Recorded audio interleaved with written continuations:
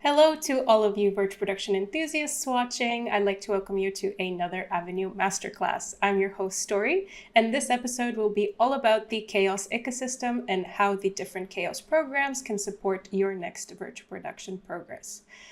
So whether you're a seasoned pro or just starting out, this will be a good walkthrough to help you on your next virtual production project and to help you learn the chaos workflow. With that, I'd like to introduce today's guest, Georgi. Hello everyone, my name is Georgi and I am the product manager for Chaos Arena. Today I would like to show you what Arena is, how it works, how it fits into your 3D pipeline and how it can speed up your virtual production workflows. Arena is a software solution that we designed from the ground up specifically for virtual production on LED walls. It is using V-Ray or USD and Material X scenes. So essentially, you can use any DCC that supports either V-Ray or USD, such as Maya, Houdini, 3D Studio Max, Blender, Cinema 4D, and many more. And we try to make virtual production quite easy, so you don't have to do any scene conversions, optimizations. You just export your 3D scene and it goes onto the LED wall. In order to make everything work, we rely on a few different technologies. We use real-time camera tracking so that we can synchronize the virtual camera in the 3D scene to the physical one on set. Then we use real-time path trace rendering so that everything can look realistic out of the box. You get realistic reflections, refractions, global illumination, but at the same time you get the real-time speed and performance so that if you move a light or an object in your scene, the change will be reflected immediately. And finally, we use distributed real-time rendering in order to render seamless images across very large LED volumes. Okay, but what's behind Chaos Arena? In Chaos, we've been developing this tool that's called V-Ray, which is an offline renderer, and through the years, it has been used in numerous VFX-heavy blockbusters. And based off V-Ray's code, we've developed Vantage, which is a real-time path tracer, and it's using around 80% of V-Ray's code, so you still get those high quality renders you need in a typical 3D production, but optimized for real time. And the cherry on top is Arena, which adds a networking layer on top of Vantage, and it allows you to use different render nodes in order to distribute the work across very large LED walls. So you can think of Vantage as rendering with path tracing in real time on a single workstation, and when you need more machines in order to power LED walls, you can use Arena, which gives you the control for that. How it works, you just create a scene in the DCC of your choice, whether it's Maya, Houdini, 3D Studio Max, Blender, whatever you're using. And in that DCC, you assign your shaders, you create some lights, and then once you're ready with your 3D scene, you can export it either as a V-Ray scene file or as a USD file and bring this into Arena or Chaos Vantage. In this case, what you do not need to do is you don't need to optimize your meshes in order for them to run in a game engine. You can skip the process for converting the lights and the materials so that they can match between the game engine and the DCC that you're using. And this means that your pipeline can be a lot simpler and you can use the exact same scenes from the pre-visualization stage to the production to the post-production stage when you use tools like V-Ray, for example. We are inside of Maya now, where I have both V-Ray and Vantage installed.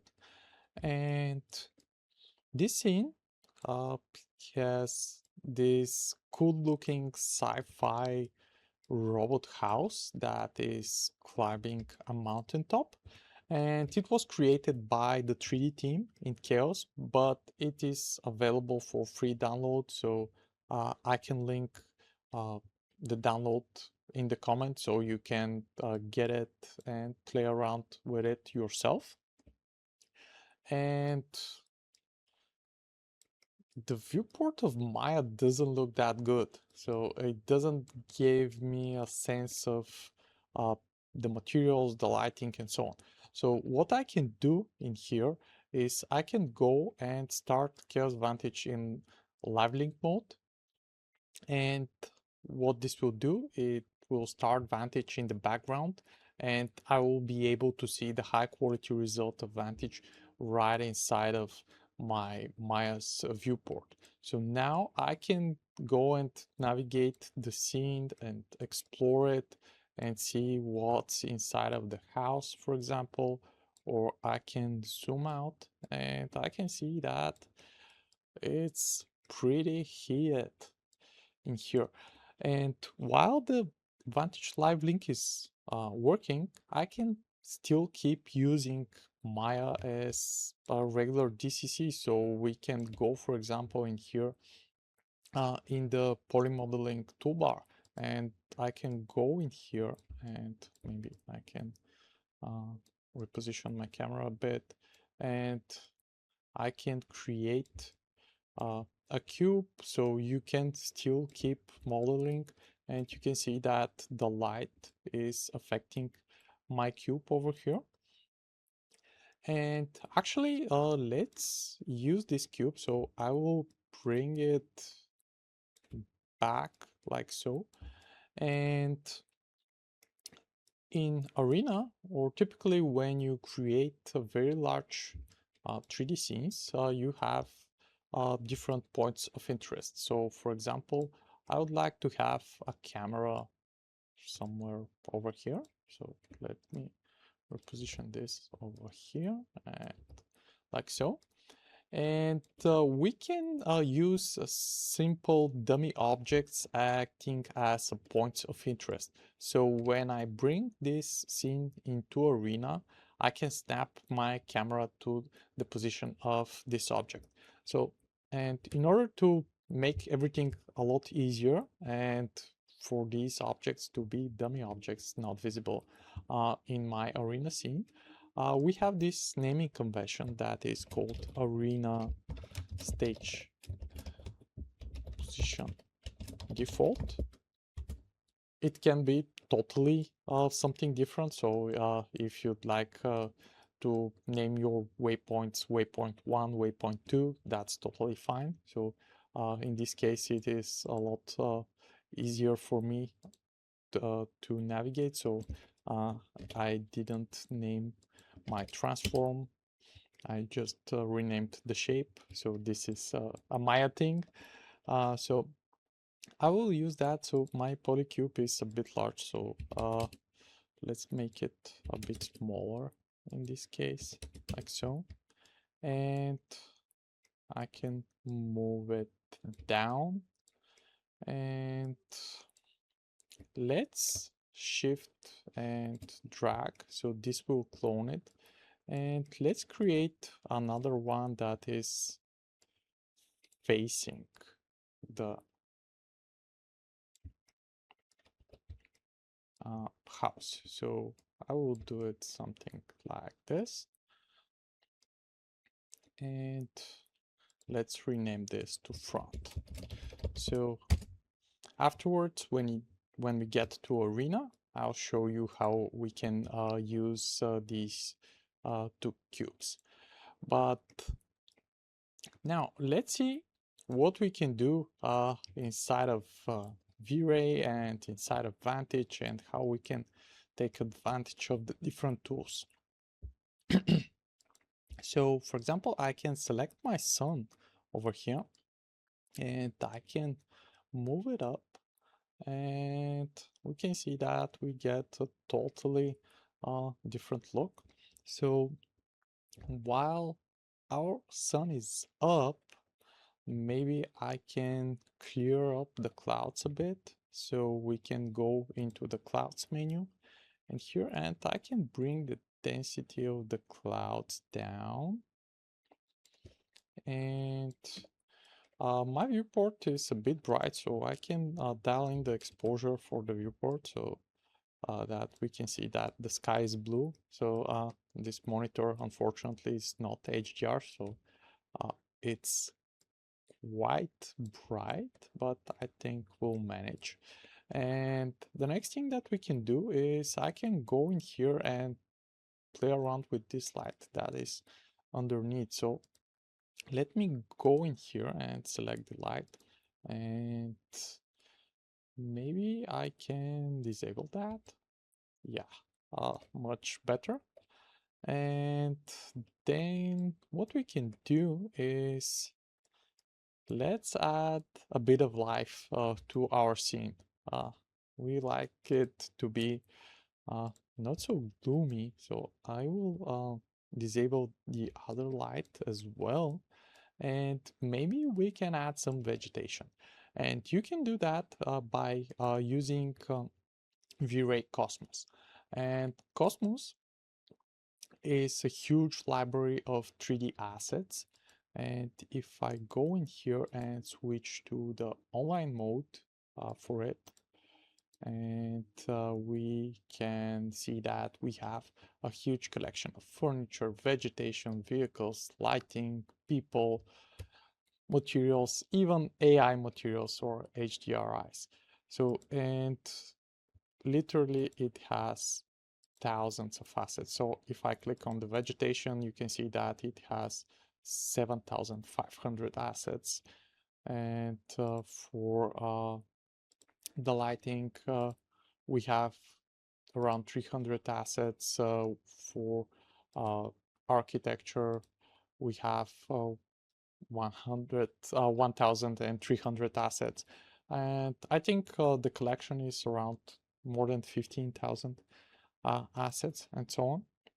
And it also includes some different HDRIs that you can use in your scenes. And in this case, I want to add some vegetation to my scene.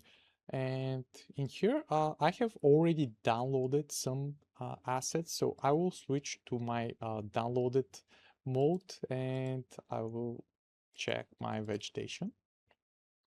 And in here, I have a few plants that I would like to use. So I will just import them into my scene, and they will go in here into my scene origin. So now I want to distribute them across this mountain over here. So what I can do is I can go and create a chaos scatter. So this is a tool that allows me to scatter all different 3D models across surfaces. So what I can do is I can go in here and drag these plants over here in the objects, and I can go in here into my geo group and specify my ground as the target object. And you can see that our plants showed up, but they're totally not enough.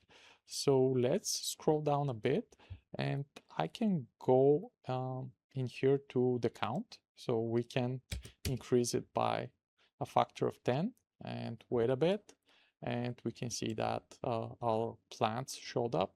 Still not enough. So let's go 1-0 more. And yes, looking much better. But I would like my scene to be a bit greener, so I would like to have more of my green plants and less of these purple ones. So I can go up a bit, and in here we have a frequency for how often a model would show up. So I can specify this to 0.2, for example, and you can see that immediately our green vegetation became a lot more. So I can specify 0.5 for this. So maybe 0.1. for this one. And let's say 0.5 for this and 0.7 for this. And you can see how it changes the variation. So I can, for example, stop this one. No, maybe I should have checked which one is which. So which are the purple ones? Yeah, so it's these ones. So let's try 0.1. So I still want to have some of them. Okay, now looks much better. Another thing that we can do is maybe we can add a vehicle in the scene. So if I go into my Cosmos browser again, and if I go into my vehicles and close this one, maybe we can import this helicopter in our scene. And let's drag it up over here. So I can move it up a bit, and let's change the material for the helicopter. So I can go in here into the materials, and it already comes with some materials assigned for the body, for the interior, or some chrome reflective parts. But I would like to change the body. So let's make it cooler. So what color is cool for a helicopter? So blue? Nah. Maybe we can make it orange or something like that. Yeah. Not bad. Maybe black. Yeah. Black is always cool. And I don't think it's reflective enough, so it's way too glossy, and I believe it will be cooler. So if I bring up the reflection glossiness up a bit, and we can see the reflections, and yeah, this one is quite cool, I think. And you can see that everything is calculated on the fly. So the reflections from the sky, the refractions, and if we zoom in a bit, so maybe my viewport is a bit dark, so I can bump it up. You'll see that the vegetation, oops, the vegetation is reflected, and our robo house is in there as well. So maybe we can bring this up in the sky, because helicopters fly. And let's go into our predefined render camera. So I can go in here and let's see how this looks. Yeah, okay, I think it's nice.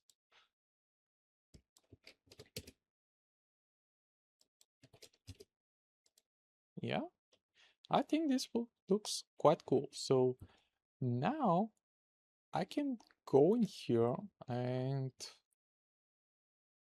I can transfer this scene over to Vantage and see what we can do over there. So I will stop my live link, and you can see what we have in the viewport of Maya. So it is quite a mess due to all of the instances, but it looks quite good through the Vantage viewport. So I will go select my render camera, and in order to export my scene for Vantage or for Arena, I can simply go into my V-Ray menu, go to the tools, and I can archive my scene. So now it will prompt me for a location that I need to choose. I can go and export and archive. It will go and collect all of the needed assets, and it will put them into a zip file. And this zip file can be transferred to safely to another machine, where you can just unzip it and open it and all of the assets will be there and they will be repatted with relative paths. So it is easier to use. So now let's go and switch to Vantage and see how everything works. Okay, now we are right inside of Vantage, and I have already loaded the scene that we have just exported from Maya. And now we can look around and explore how everything looks. So let's do a quick tour on the user interface first, and we'll see what we can do inside of Vantage. First, to the left in here, we have all of the camera settings along with the camera lister that allows us to create new cameras or edit existing ones. Then we have the color correction menu that allows us to globally change our exposure or our colors. While we are here, I will enable the filmic tone mapping. So this will make everything a bit more contrasty. So let me bring up my exposure a bit, like so. And now to the middle top in here, we have all of our selection tools and a movement control. So if I select my move tool, I can move my objects in the scene, or I can position or scale and rotate them like so. Then in here to the right, we have our environment settings that if I click and open the menu, we have control over our sun, our clouds, and wind, fog, and the other settings. Then we have menu for all of the lights in the scene. We have an object lister that allows us to select height and unheight different objects. We have a material editor with all of the materials in the scene, and then we have a scene state menu. So let's take a look of each one of the menus and what you can do inside of Vantage. So we can look around and explore our scene. So I can move a bit faster. So I'm moving with the WASD keys in here. And in here, from this navigation menu, we can set up the speed. So let's say something like 20. Yeah, this one is better. And maybe let's rotate our sun a bit. So to reposition the sun easily, we can go in here and choose the sun position mode to be set to altitude and azimuth. So now when I change the altitude, it will bring my sun up or down. So we can create sunsets.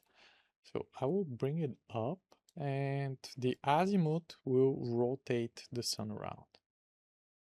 So let's do something like that and maybe reposition it like so.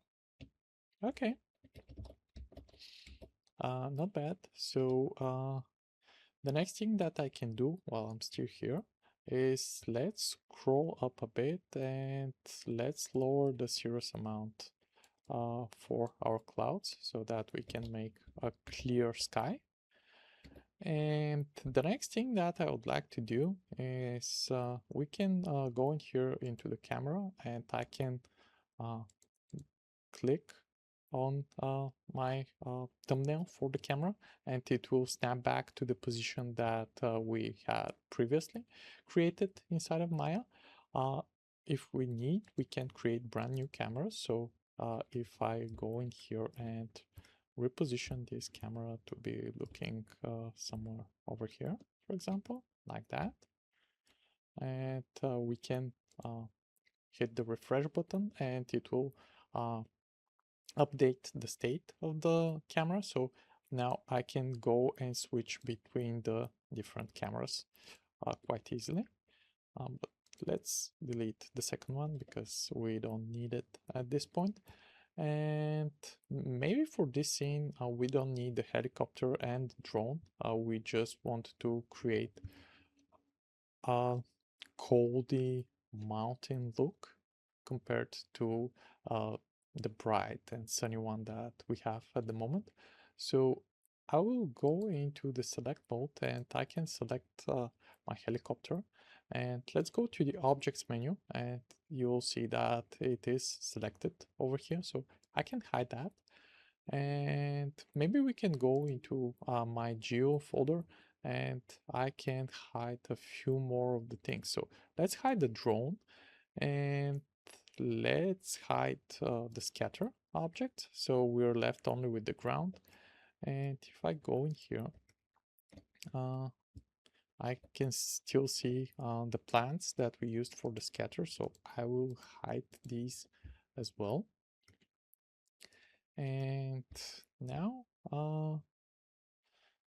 let's change the material for our ground, because it is quite hot, but in this case, for this scene, I would like to give it a colder mountainy vibe.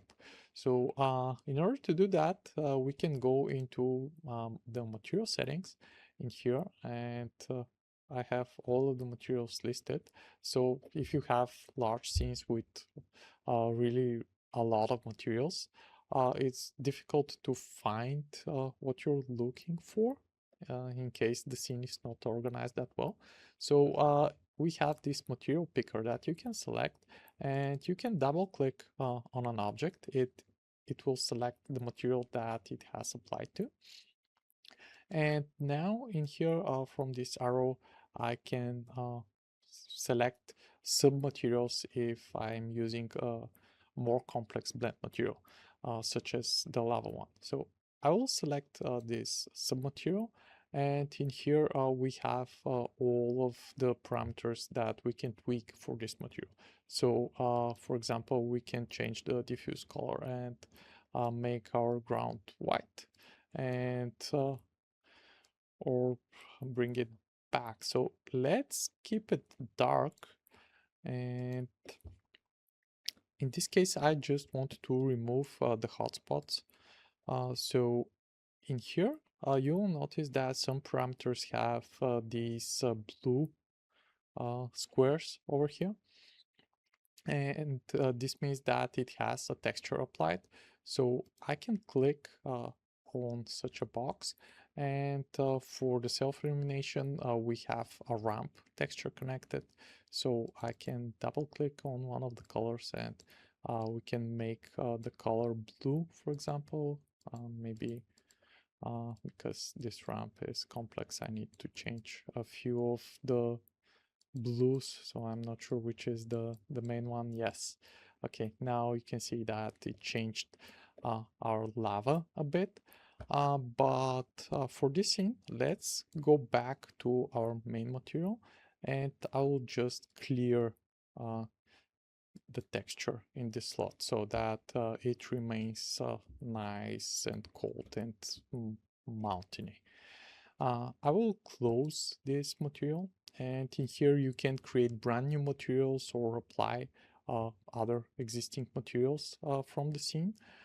So I will hide that, and the next thing that I would like to do is maybe we can try and explore adding some lights. So in case you need to add any additional lights, you can do that from here.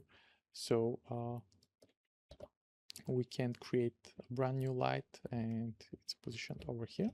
So let's go into the lights menu, and the light will be over here. In this case, you'll notice that our scene is using an exposure value. So this means that we'll need to bring the exposure quite a lot to compensate for the exposure value. And there it is, our light. And we can control the color, so we can make it green, like so. and create different modes. So I will go in here and just hide this slide, or I just delete it because we don't need it. And let's go back to my original state.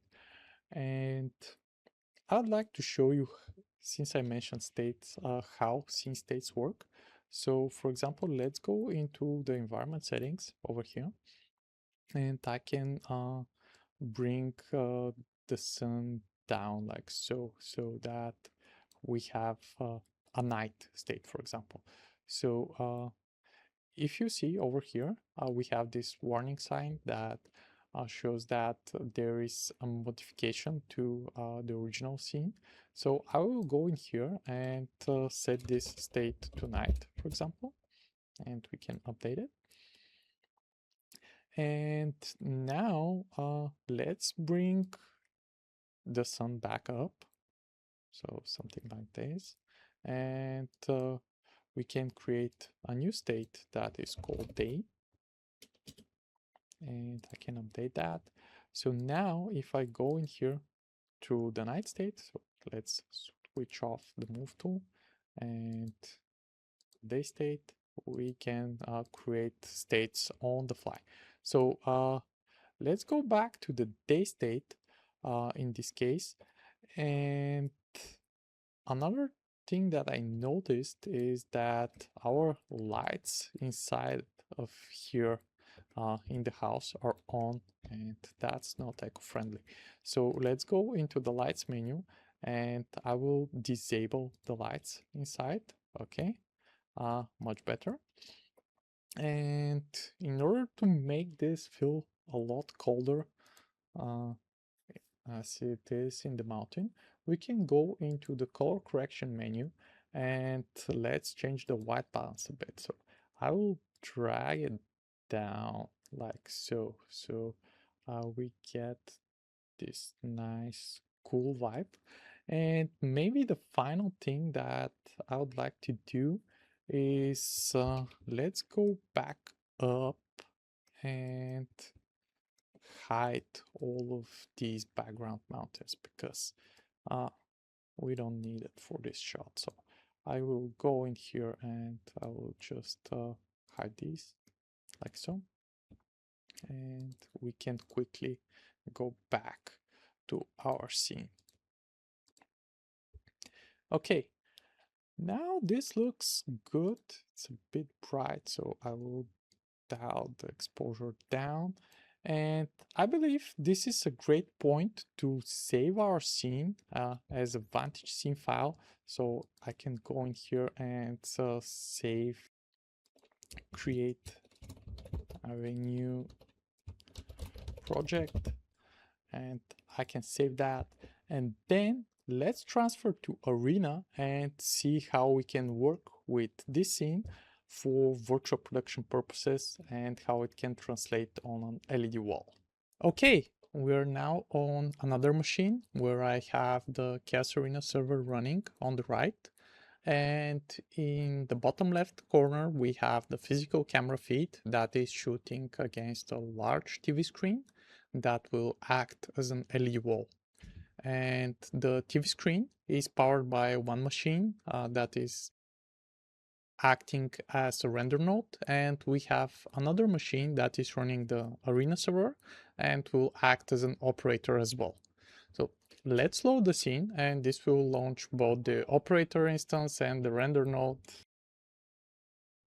And to quickly guide you through the user interface of the Arena server, so it provides us with options for different offsets. We can specify the different render nodes that will act in the process of rendering the scene on the LED wall. And we also have controls for the tracking protocols, like the type of protocol that we will be using or the ports, and some information for the camera dimensions and the lens overrides. We also have support for the lens encoders, where you can specify focus distance and focal length that will be remapped. And in the general options, we have the option to use these helpers that we set previously, the stage position node. So I can jump to the stage position front that we set up in Maya, and this will snap our camera to this position. We can use cameras as well. So if I jump to this point, you'll see that our position changes, but let's get back to the default one that we set up. And now I will minimize the server so that we can work only with the operator node. And let's go and create a new camera. And we can see how the scene looks from the top. And the red camera that you see is our physical camera on set. So if I go into the object list and select the arena stage group, uh, this will allow me to move the projected camera. And if I zoom in, this is the screen geometry that we use for the projection. And let's switch to the local space axis mode so that it's easier to move around. And if I move the position of this camera and the geometry, you will see that the feed on the TV screen is changing as well. So this way we can specify a different position in our 3D scene. So let's move it back and maybe a bit to the side. So something like this, maybe. Or yeah, let's move it like this. Yeah, okay. And now let's see what we can do. I will go into my color correction settings and I'll disable the filmic tone map because this machine is using HDR screen and it will get in the way. And let's adjust our white balance because our screen is a bit different color. So I will increase the temperature and let's change the magenta green control. And now we have a lot more balanced image on our LED screen. Now let's go into the environment settings and I would like to change the position of the sun a bit. So I will tweak the azimuth a bit so that our sun comes from behind a bit. And let's change the altitude so that it is a bit lower. So something like this maybe. Or yeah.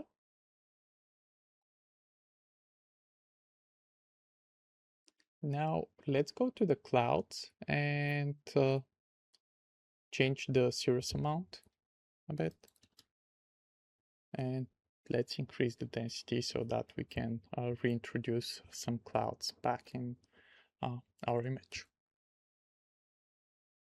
Let's go to the position and I will offset the clouds a bit so that we get a more interesting part.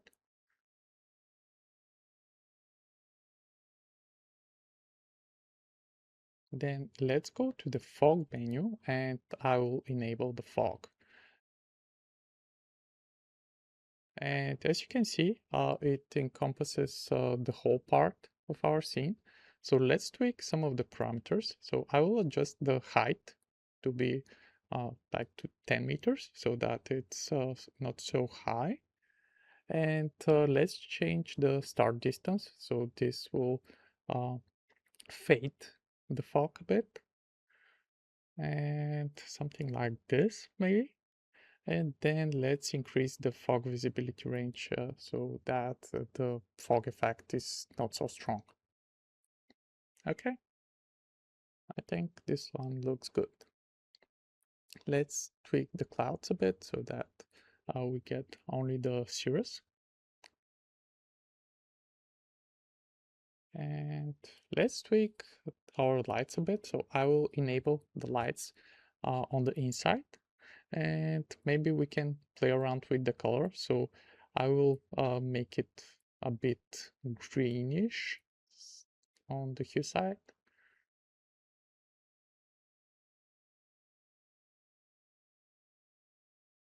And let's go and enable the front light as well. Let's go and adjust our exposure a bit. So I will lower the global exposure down and decrease my contrasts a bit. And if I show my hand a bit on the screen, you will see that this is actually a live feed image. And now if I move the camera around, you can see how the perspective shifts. So this is the live feed that we can control, and you can see when the camera moves and the background moves as well. Okay, and this is what Chaos Arena is, how it works, and how you can get a totally different look in a matter of few minutes. So we went from the fiery look in Maya to the mountain meadow look inside of Vantage, and then we created this foggy sunset right inside of Arena. If you'd like to try Chaos Arena on your end, you can follow the QR code and it will take you to the Arena website where you can sign up for a free trial. And now it's time for some questions. Awesome. Well, thank you so much, Georgi. I really loved your mini studio there at the end. We have actually already some questions in the comments, so I'm just going to relay them to you.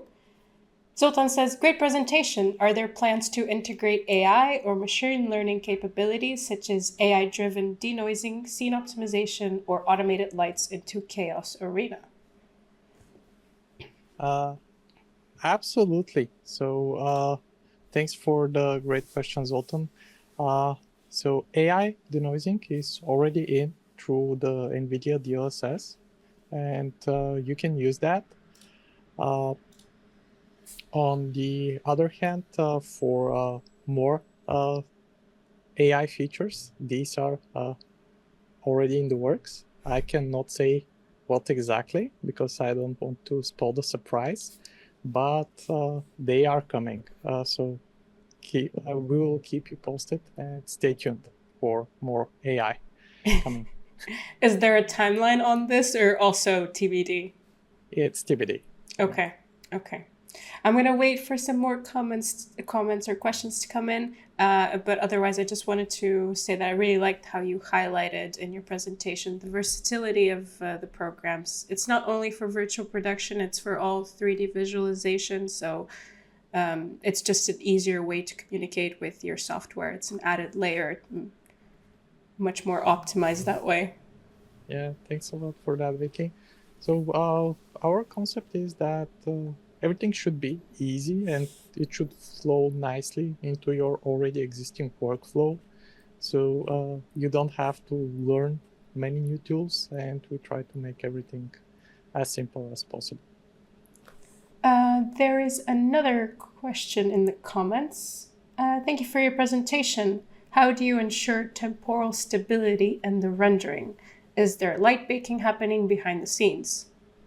No light baking at all. Everything is dynamic and calculated on the fly, as you noticed. So maybe I can share my screen. Is that Absolutely. okay? Okay. Yes, go ahead. Yeah. So let me share it and let me know when you can see it. Okay. Um, so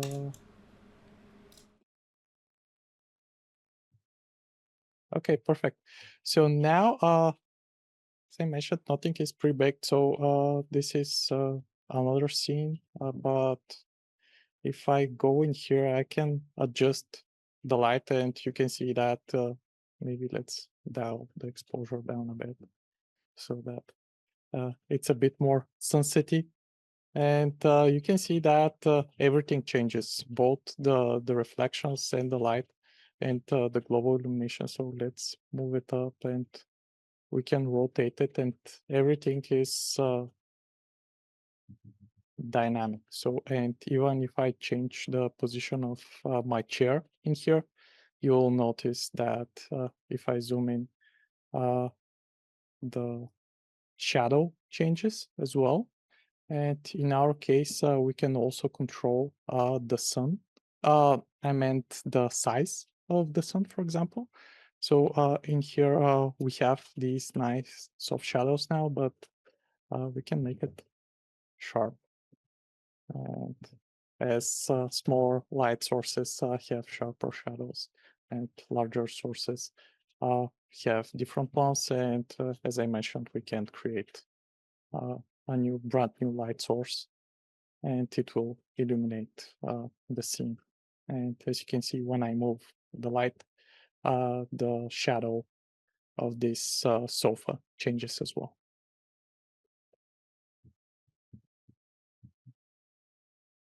And yeah, and in here we have, not sure how visible it is through the stream, but we have some nice soft glossy reflections from the floor as well when I move.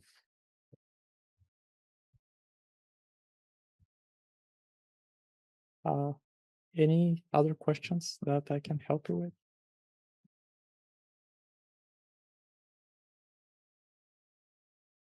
Yes, everything is temporally stable. So there was question around that, and I totally forgot to answer. My bad on that. So we rely on NVIDIA's DLSS to do the denoising for us. So currently, I'm rendering at the full resolution of my screen, but in case I need more performance, I can render the image at lower image resolution. For example, quarter the resolution, so something like the performance.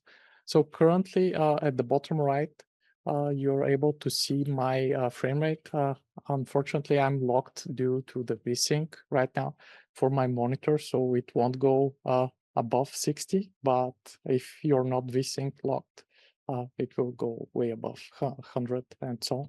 And I get my performance, but this is at the expense of resolution, so not sure how visible it is through the stream, but you can see that the lines become a bit blurrier, but I am rendering 4 times less pixels. So now if I bring it back up, we'll get it over here, and you can notice that it is quite temporally stable, even with reflections that have some detailed textures for that.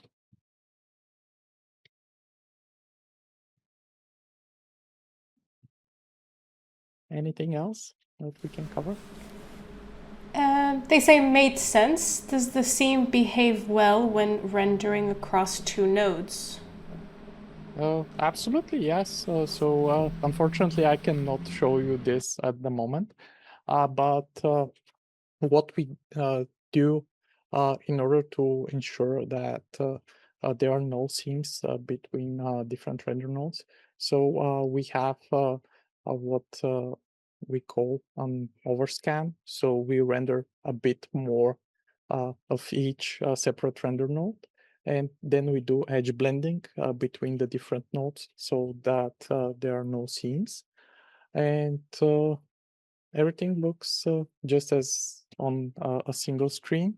And when it comes to distribution of work, we also do support multiple GPUs. So you can use up to 2 in a single machine, and it works out of the box. You just put the 2 GPUs in the machine, and Vantage or Arena will recognize them, and you'll be able to use them for the performance.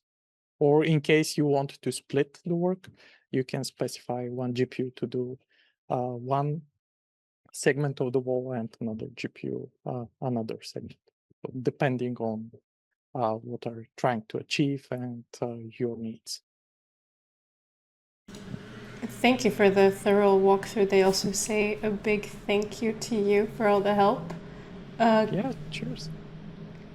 If anyone has any questions or comments, then let us know right now, and otherwise you can contact the Chaos team for more support and help.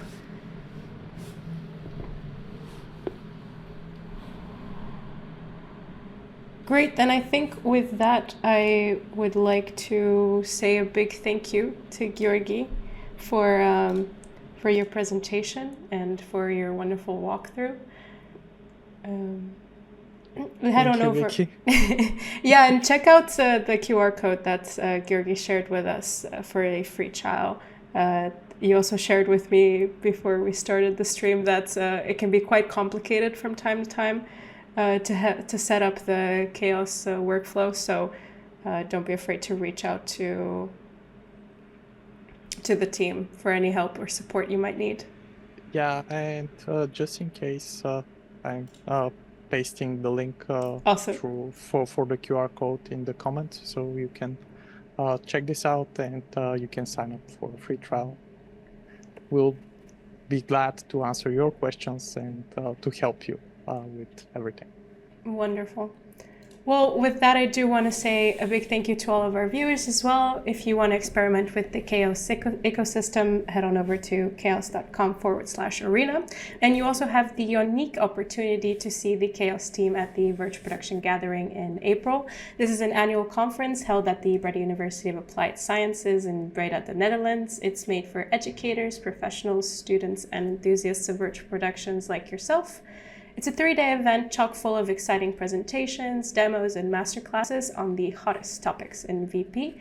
And you can come see the Chaos team in person on the 16th of April if you want to gain more hands-on experience led by the leaders of the craft. If that sounds like music to your ears, then head on over to vpgathering.com to get your tickets today. So don't forget to share this episode, and follow our LinkedIn page at AVENUE CoVE to stay updated on our next masterclass.